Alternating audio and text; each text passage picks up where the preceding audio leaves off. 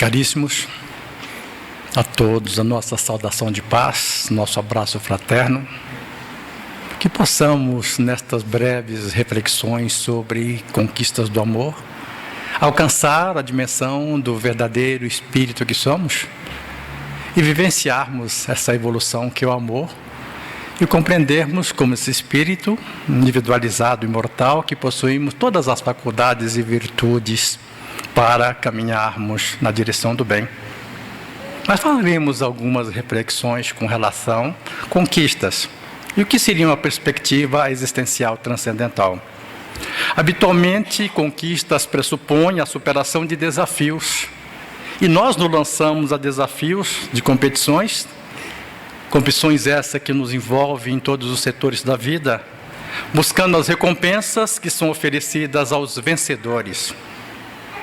Mas muitas vezes os maiores desafios, os maiores adversários e as maiores conquistas também são as competições que travamos com nós mesmos, estando em confronto os fatores ou atributos existenciais, de um lado, e do outro lado os aspectos ou virtudes morais transcendentais.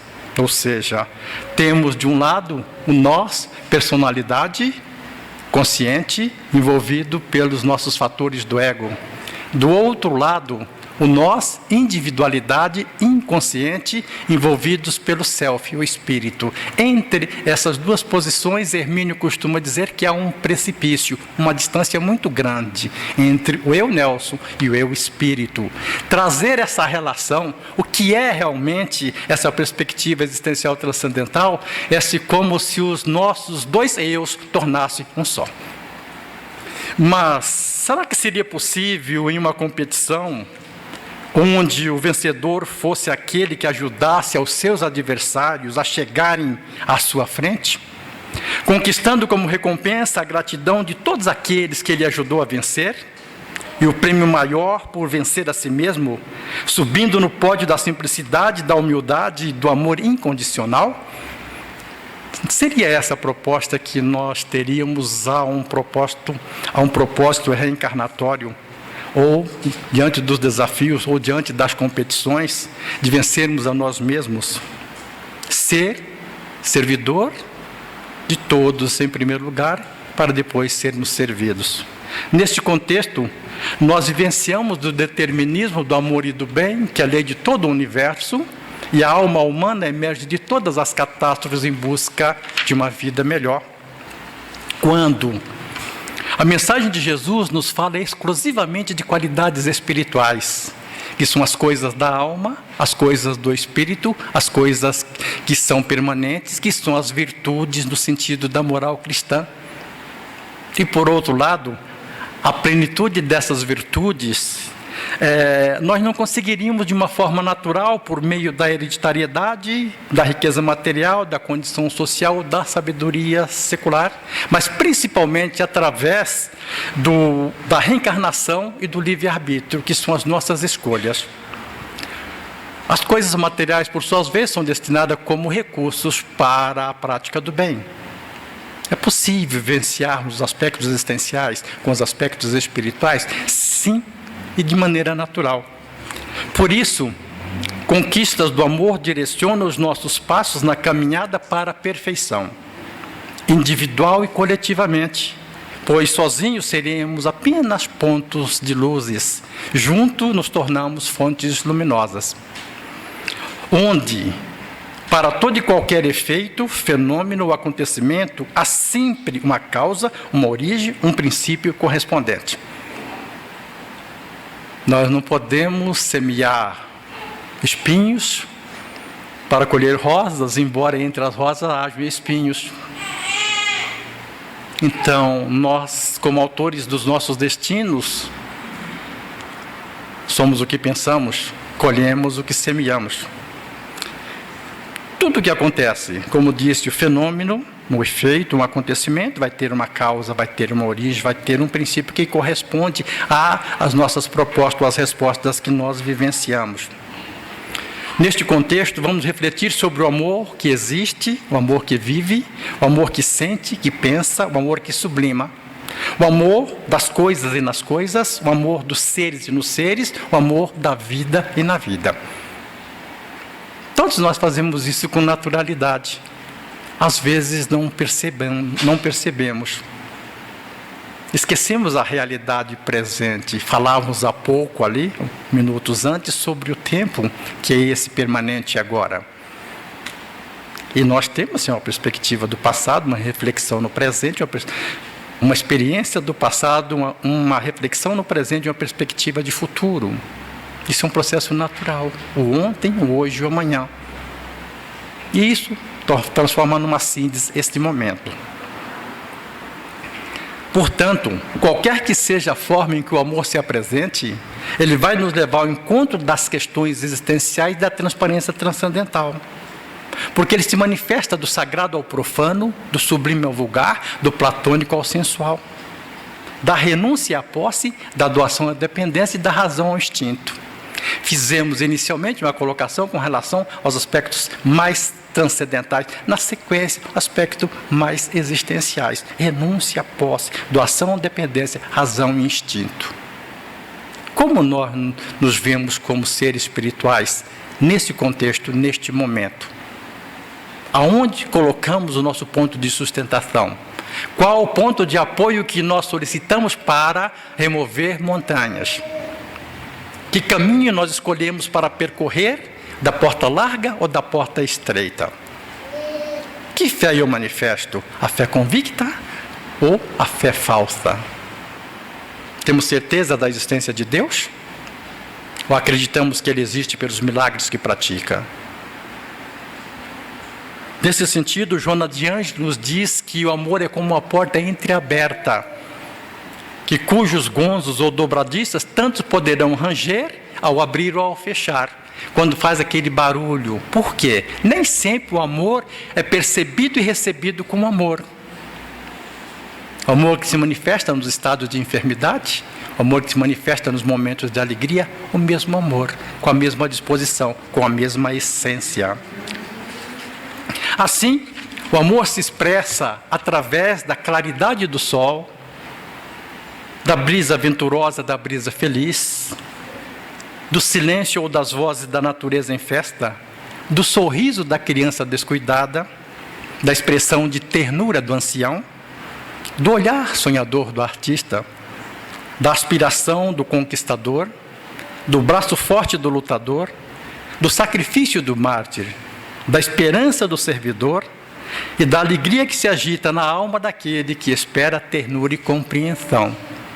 Quantas qualidades, quantos predicativos, quantas ações existenciais, quantas respostas transcendentais. O sorriso da criança descuidada, a expressão de ternura do ancião, dois extremos nos nossos estágios reencarnatórios. Ontem criança física, hoje adulto ancião. Um aspirando à vida, o outro desejando o retorno. Mas a criança permanece em cada um de nós, a cada momento. Idade não é tempo, literalmente. E cada vez mais que o tempo passa, mais nós nos rejuvenescemos como seres de luzes, deixando as nossas imperfeições. Mas o amor também é expressão de maturidade, firmeza de caráter, de coerência, de consciência e responsabilidade, visando o bem-estar do próximo e dispondo-se de ternura, sempre em ceder em favor do ser amado. Desse amor que é incondicional, desse amor que foge à nossa compreensão do efeito da libido, da atração, de alguma coisa que às vezes nós amamos loucamente ou estamos perdidamente apaixonados e fazemos coisas por loucuras de amor. O que é atingir essa simplicidade de fazer o amor na sua essência, sem nenhuma discriminação, sem nenhum preconceito, sem nenhum julgamento. Para quem ama, simplesmente ama. Não há fórmula, não há receitas. Por isso, quando o amor se faz presente, reflete a beleza e aumenta a expectativa de felicidade em toda parte. Nós iríamos suprimir os aspectos de ausência do amor, mas vamos só dar uma pincelada para a gente perceber e como o amor em efeito negativo, ou sua ausência, entre aspas, porque o amor não tem efeito negativo, me desculpe, ele parece que é uma coisa bastante distante, né? E nós temos que perceber que isto é profundamente parte de cada um e como nós agimos. Então, refletir a beleza e aumentar a expectativa de felicidade em toda parte. Porque o amor, que é lenitivo na doença, plenitude na saúde, o amor que cobre a multidão de pecados, o amor que é onda de ternura, de afeto e de sustentação, o amor que envolve os mártires da fé, os campeões do progresso, os heróis do bem, em todos os tempos e lugares, estimula-nos a prosseguirmos confiantes do seu caminho. Lá em cima nós vimos a forma com que ele se expressa. Aqui ele vai fazer com que a gente tenha esse encontro maior. O que seria esse amor que é onda de ternura, de afeto e de sustentação, que envolve os mártires da fé, os campeões do progresso, os heróis do bem? Simplesmente amor. Mas, na ausência do amor, de alguma forma, a vida e a paisagem se tornam tristes. Os sonhos se convertem em pesadelos. A esperança, pouco a pouco, se debilita, podendo terminar. A alegria emurchece no coração. A confiança enfraquece, a ação diminui, o bem desaparece, a dor se instala, a amargura dilata as suas fronteiras, produzindo doença e desolação. Vamos voltar um pouquinho? Quando o amor se faz presente, reflete a beleza e aumenta a expectativa de felicidade em toda parte. Uma sentença, 2 linhas. E por que quando na sua ausência existe uma série de efeitos que são realmente bastante mais críticos, mais graves e desoladores?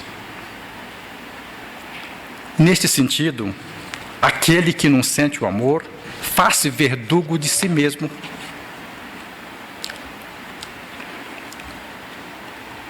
Aquele que não sente o amor, faz-se verdugo de si mesmo, espalhando seu próprio abatimento, demonstrando o esgotamento de suas forças e manifestando impiedade.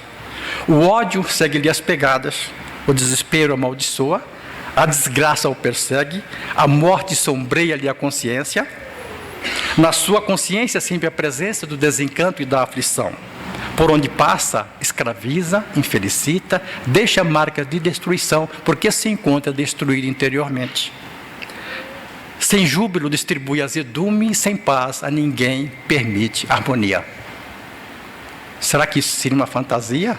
Joana estaria colocando isso nessa obra, Sendas Luminosas, com o título Conquista do Amor, e falando de ausência do amor em nós, seres humanos, manifestamos uma série de predicativos negativos. Conhecemos alguém com essas características?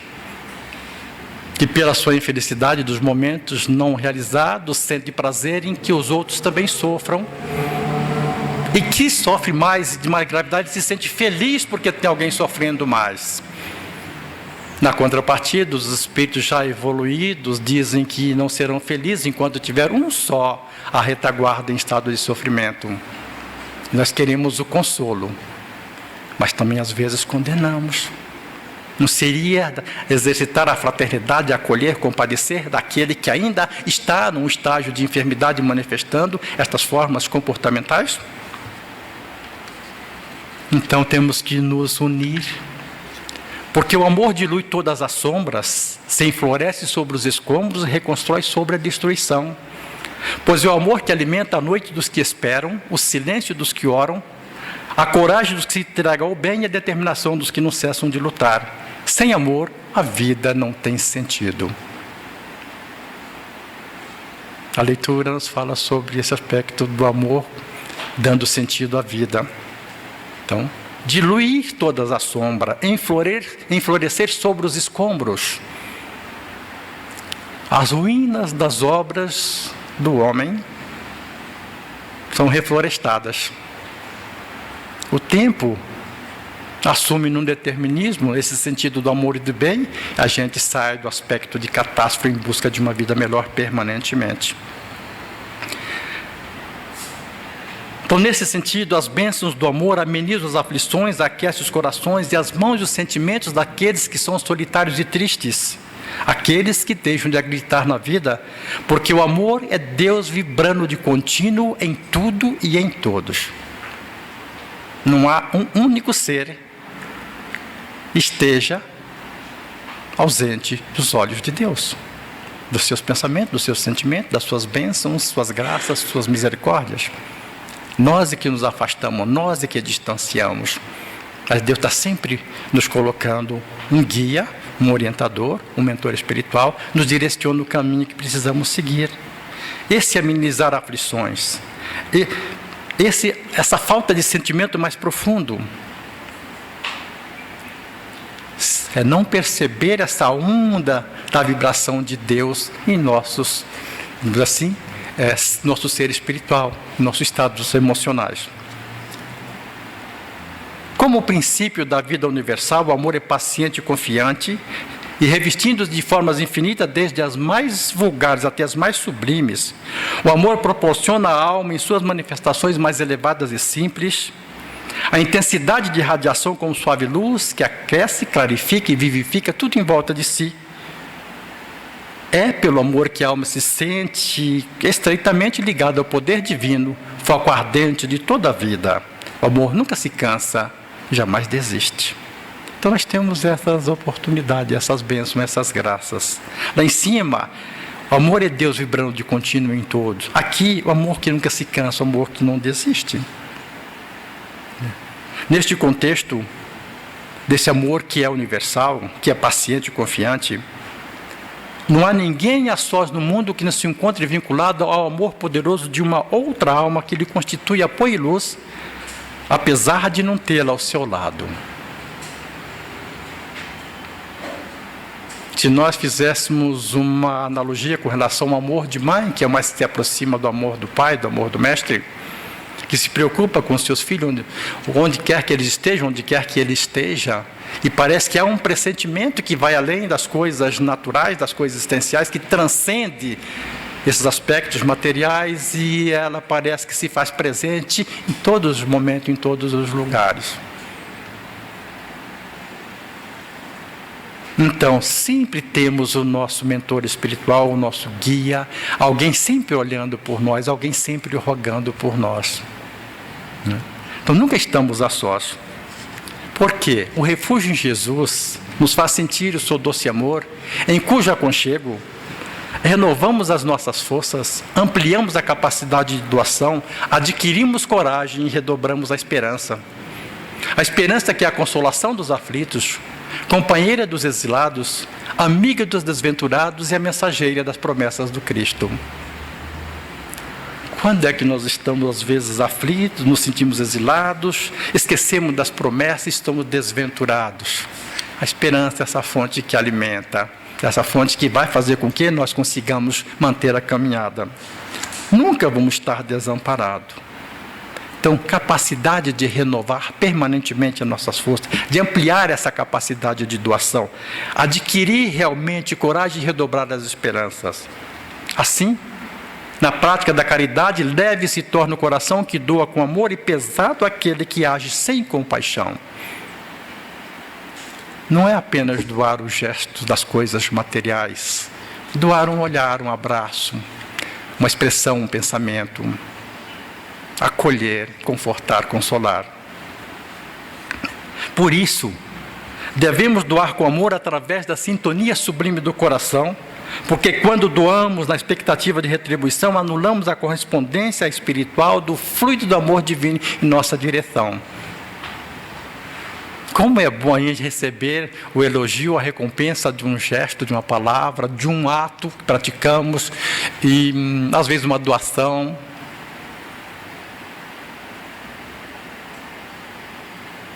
E se fizéssemos isso naturalmente, sem esperar nenhuma recompensa, como já dissemos lá atrás, sem a espera de retribuição ou de compensação. E a doação sem o desejo de receber conduz o curso natural do amor emanado para a transformação do ser em uma criatura alegre e feliz. Essa doação é incondicional. O amor é algo, quanto mais nós oferecemos, mais nós fortalecemos, mais nós possuímos. Então, doar com amor nessa sintonia sublime do coração, para que nós estejamos na correspondência espiritual do fluido do amor divino em nossa direção. O amor e a caridade são complementos da lei de justiça. Pois amar o próximo é fazer-lhe todo o bem que gostaríamos que nos fosse feito, tal sentido das palavras de Jesus: amai-vos uns aos outros como irmãos. E ele falou também: amai-vos uns aos outros como eu vos amei. Encontramos também na Revista Espírita: amai-vos uns aos outros e sereis felizes. Então não existem todas as formas de que nós possamos amar. Mas caridade é a vida. Caridade é luz perante as trevas do desamor. Caridade é o canal espontâneo por afinidade natural com o Criador. Então nós vimos que o amor e a caridade então vão complementar essa parte da lei de justiça, fazer o bem àqueles que nós gostaríamos que fizessem a nós, qual o sentido das palavras de Jesus. E a caridade faz com que essas trevas do desamor vai abrir esse canal por afinidade com o Criador quando nós doamos. Desta feita, encontrando em Jesus o caminho, a verdade e a vida, conheceremos a verdade que nos libertará. Confiemos na prática do amor, extraindo do amor a fração divina da indulgência. Virtude essa que nos oferece sentimentos valiosos como sinceridade, amizade e perdão. Onde está a indulgência? Como ela deve ser trabalhada? Questão 886 do Livro dos Espíritos, é perguntado aos Espíritos qual o verdadeiro sentido da caridade como a entendia Jesus. E Kardec recebe como resposta: benevolência para com todos, indulgência para imperfeições dos outros e perdão das ofensas. Ora, se somos seres ainda imperfeitos nesse mundo de expiações e provas, em diferentes níveis ou estágios evolutivos, com ondas, pensamentos de baixos padrões vibratórios, portador de enfermidades, quem é perfeito? Então nós temos que ser indulgentes com as imperfeições, porque nós vamos descobrir que essas imperfeições às vezes vão, e as diferenças vão nos completar. Por isso, nas vivências do amor e da natureza do ser humano amar, da mesma forma que o amor é indispensável à existência orgânica, da mesma forma que o ar é indispensável à existência orgânica, o amor é o oxigênio da alma. Sem o ar, sem o oxigênio, parte da vida orgânica, praticamente toda a vida orgânica pereceria. O amor é esse oxigênio, é o que alimenta. Por isso o amor que cobre a multidão de pecados, por isso o amor que é plenitude na saúde, e lenitivo na doença. Porque qual o sentido de fazer com que esse amor seja o nosso oxigênio para a nossa existência orgânica? Porque amar não é desejar, não é pedir, não é receber. Amar é compreender sempre, dar de si mesmo, renunciar aos próprios caprichos e sacrificar-se para que a luz divina do verdadeiro amor resplandeça, proporcionando a felicidade desinteressadamente. Não é desejar, não é pedir, não é receber. É compreender sempre, doar de si mesmo. Então, para que a gente possa ver com que essa luz do amor divino que nos habita o nosso ser espiritual, ela possa resplandecer. E com essa felicidade desinteressadamente. Nesse sentido, aspecto existencial, a confiança, a não posse, a não dependência, a não exigência são conquistas do amor pleno. Pois o amor pleno renova-se sem cessar, é uma força inesgotável, é um tesouro, que quanto mais se divide, mais se multiplica, se enriquece à medida em que se reparte e se agiganta na razão que mais se doa. E nós queremos, muitas vezes, as posses, os celeiros cheios, mesmo das virtudes, às vezes nós nos vangloriamos por possuí-las ou manifestá-las. Então, nesse sentido, então, veja bem, essa força inesgotável, esse tesouro, quanto mais se divide, mais se multiplica, se enriquece à medida que se reparte e se agiganta na razão que mais se doa. É o sentido que comentamos lá atrás. Ajudar a vencer para que sejamos vencedores. Na vitória e no júbilo do outro e na sua gratidão, nós nos enriquecemos das conquistas que fizemos indiretamente, porque vencemos a nós mesmos, rompendo com o efeito do sentimento de posse e de apego que nos prende, nos acorrenta, principalmente ao orgulho e egoísmo, que são as duas maiores chagas que nós vivenciamos. Nas suas manifestações, O amor e o sacrifício conquistam virtudes fortes e suaves. Amor e sacrifício. Virtudes fortes e suaves, como a paciência, a coragem e a benevolência. O sacrifício com amor transforma lágrimas em sorrisos. Faz nascer em nós sentimentos edificantes, desconhecidos pelo orgulho e pelo egoísmo. Poderíamos perguntar se nós aceitamos, percebemos a violência como grito de socorro porque alguém se sente excluído, fora do contexto de humanidade que determinado segmento julga normal? Quantas vezes não significa sim e o oposto é verdadeiro, sim dizendo não? Afirmamos uma negação e negamos uma verdade.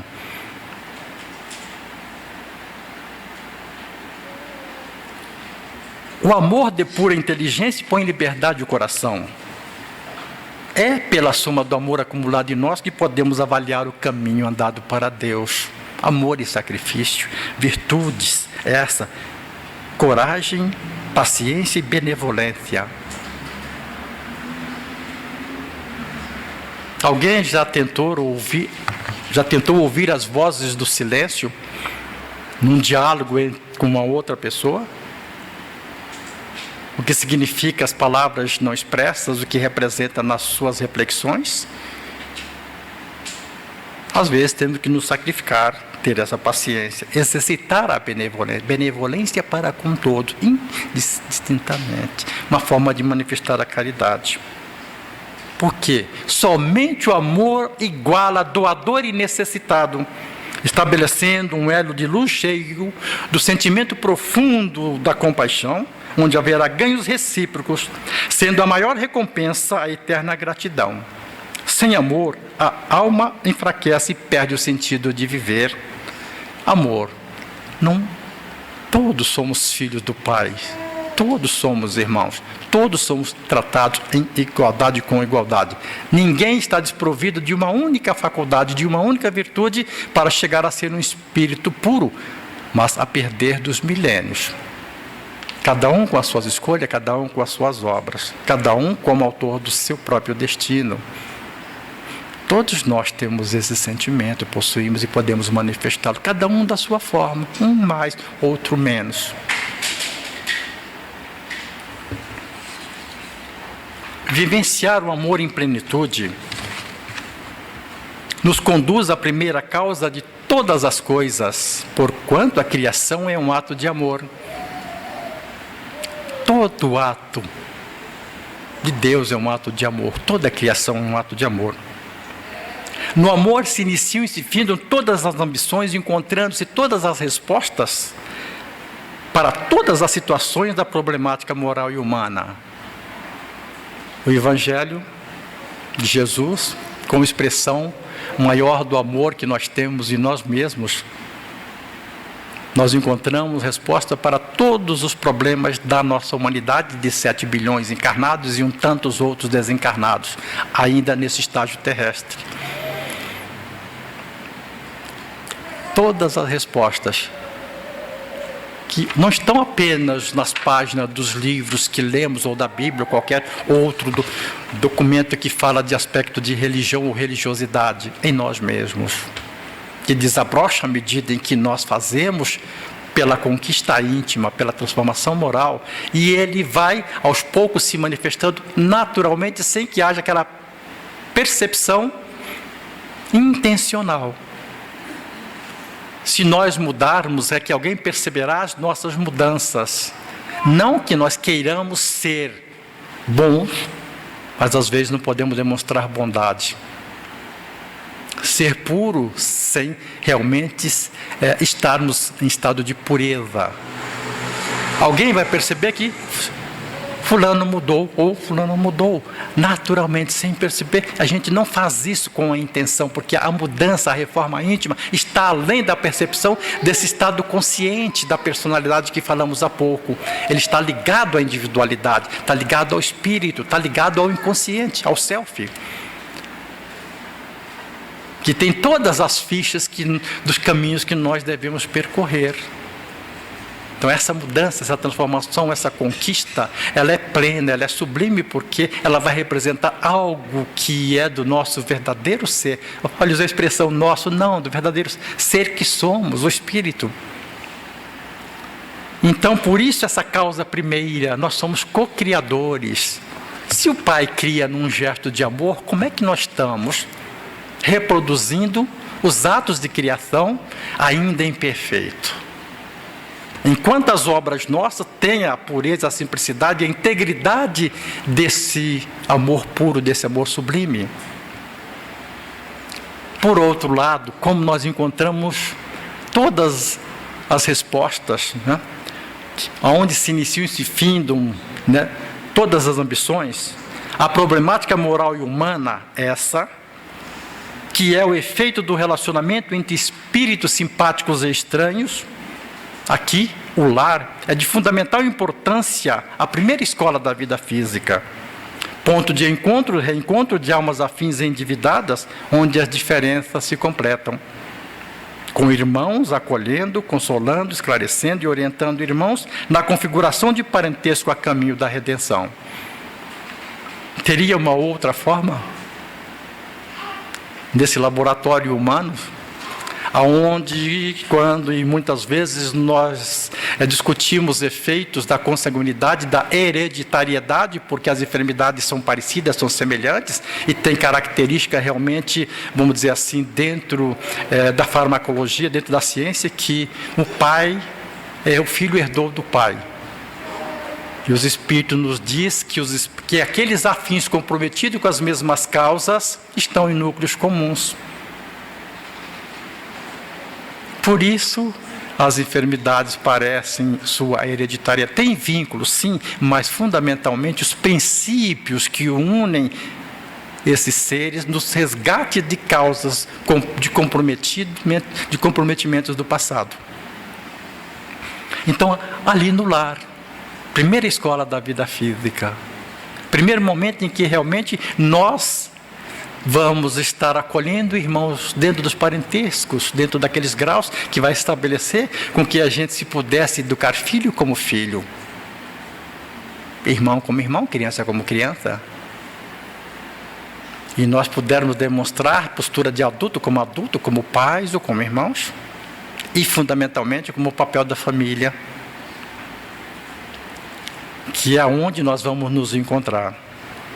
Indo para nossas considerações finais, nas manifestações de solidariedade, renovando-nos no Espírito do Senhor, compreendendo aos nossos semelhantes, entendendo e auxiliando em silêncio a situação de cada um, temperando a bondade com energia e a fraternidade com justiça, estaremos ouvindo as sugestões do amor a cada passo na senda evolutiva, pois quem ama compreende, quem compreende trabalha por um mundo melhor. Olha os atributos em ouvir essas manifestações de solidariedade, né? Compreender o semelhante, entender e auxiliar em silêncio a situação de cada um, que é temperar a bondade com energia e a fraternidade com justiça. Como é que nós vamos ouvir essas sugestões? Uma inspiração? Uma intuição? Porque alguém vai bater a nossa porta. Nós vamos ser chamados para essa causa nobre. Então, é a hora de manifestar essa solidariedade. Esse gesto profundo de fraternidade, esse gesto de um princípio humanitário. Neste contexto, a doutrina espírita nos leva ao amor, mostrando-nos as inúmeras virtudes geradas a partir dele. Mostra-nos também como iniciar o caminho da evolução, firmando-nos nas conquistas do amor como sendo verdade, respirando os fluidos da divindade como sendo vida. Isso é a misericórdia de Deus para com todas as criaturas. Falamos da doutrina espírita. E as outras práticas, as outras crenças ou concepções seriam diferentes? Não. O verdadeiro católico, o verdadeiro espírita, o verdadeiro evangélico, o verdadeiro cristão pode ter essa prática do caminho do bem. E todas as outras ordens que não são cristãs também, deixando os aspectos de fundamentalismo do lado, porque às vezes nós somos extremistas nas nossas práticas, na nossa maneira de ser, e não percebemos. Assim, né? Nós vamos fazer esse encontro do amor com a felicidade, das coisas existenciais com as coisas transcendentais, do material com o espiritual, do eu personalidade com o eu individualidade.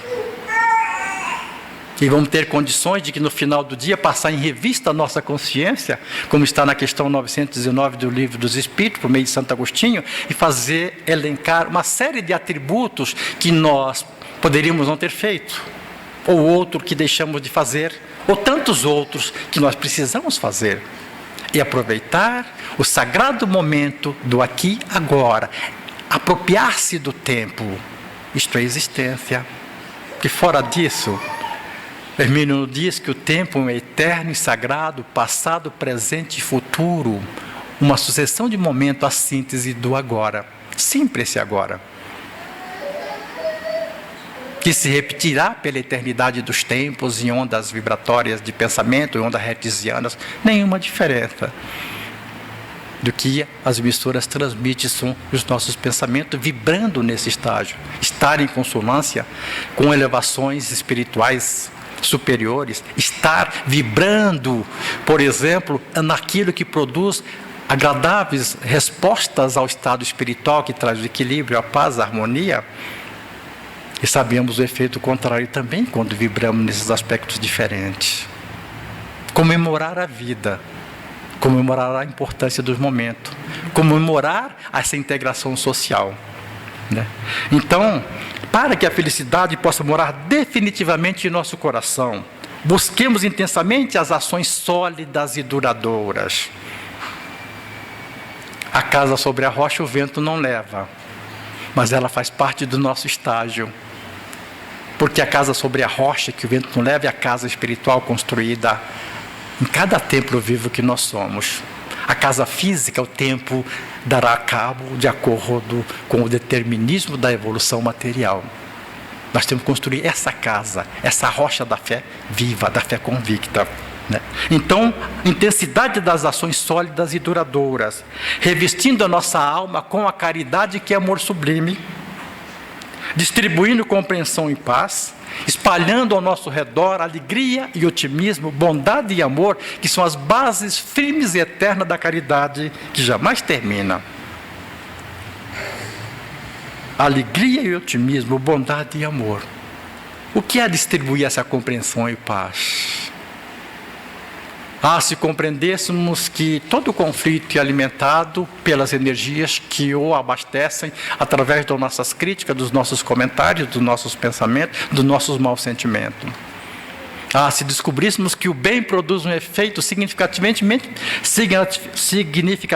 melhor, mesmo no nosso estado de enfermidade, quando nós desejamos o bem e colhemos de retorno o efeito que retorna a nós, daqueles que receberam indistintamente. A justiça humana tem o seu papel. A justiça divina, essa que ninguém escapará, por menor que seja a falta cometida, que não está distante nem no tribunal, nem no juiz lá fora, e sim na nossa consciência. Nós somos o nosso tribunal, nós somos o nosso juiz, nós somos os nossos julgadores e decretadores das sentenças que fizeram conforme as nossas obras. Por que não colocar o amor como sendo o alimentador de todo esse processo, desse templo vivo que somos, desse acordar para aqui e agora e vivenciar esse momento de transição,